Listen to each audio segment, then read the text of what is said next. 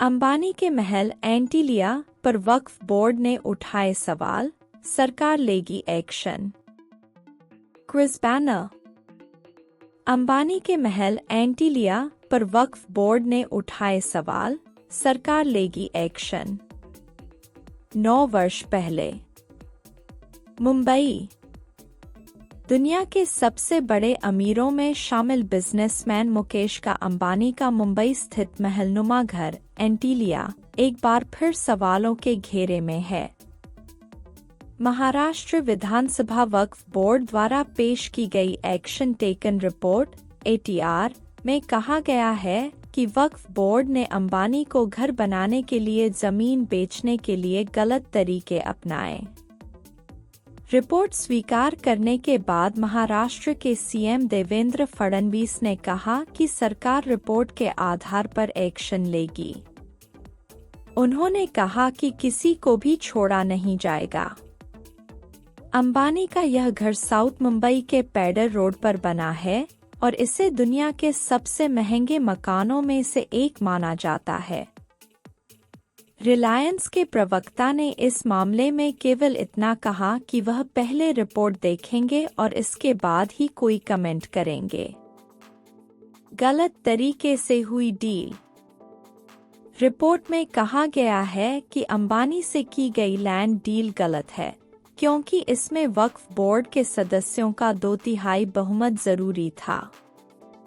Deal करने के लिए वक्फ बोर्ड की बैठक तक नहीं बुलाई गई थी।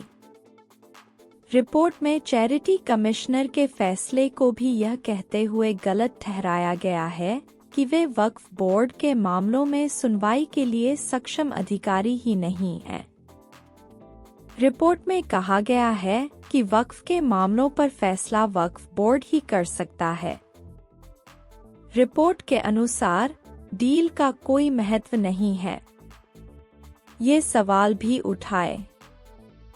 रिपोर्ट के अनुसार वक्फ बोर्ड की प्रॉपर्टी को निजी उपयोग के लिए नहीं बेचा जा सकता, क्योंकि यह ट्रस्ट की संपत्ति होती है।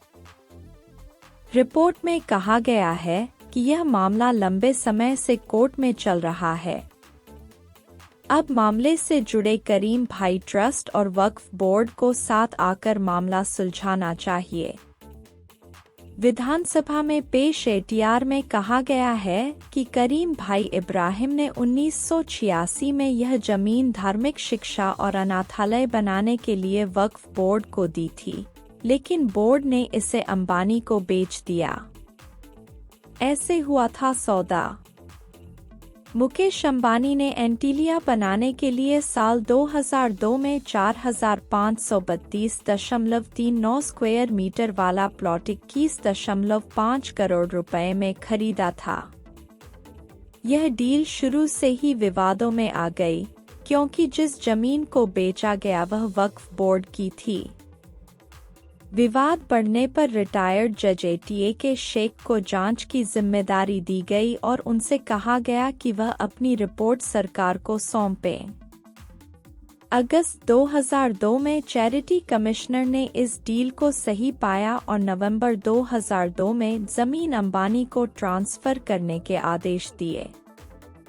हाईकोर्ट में चल रहा है केस। डील हो जाने के बाद कांग्रेस नेता अनीस अहमद ने वक्फ बोर्ड के जमीन बेचने के फैसले पर एतराज जताया। अनीस ने कहा कि वक्फ बोर्ड में 9 सदस्य थे, लेकिन 5 ने ही डील को हरी झंडी दी थी, जबकि इसके लिए 2/3 बहुमत की जरूरत थी। जज शेख ने भी अपनी रिपोर्ट में माना कि अंबानी के साथ हुई इस डील में वक्फ बोर्ड कानून 1995 की धारा 32(2) का उल्लंघन हुआ। रिपोर्ट में कहा गया कि बोर्ड के तत्कालीन अध्यक्ष M.A. अजीज के अलावा हारून सोलकर और M.Y. पटेल ने सौदे में अहम भूमिका निभाई और वे ही पूरे मामले के लिए जिम्मेदार हैं।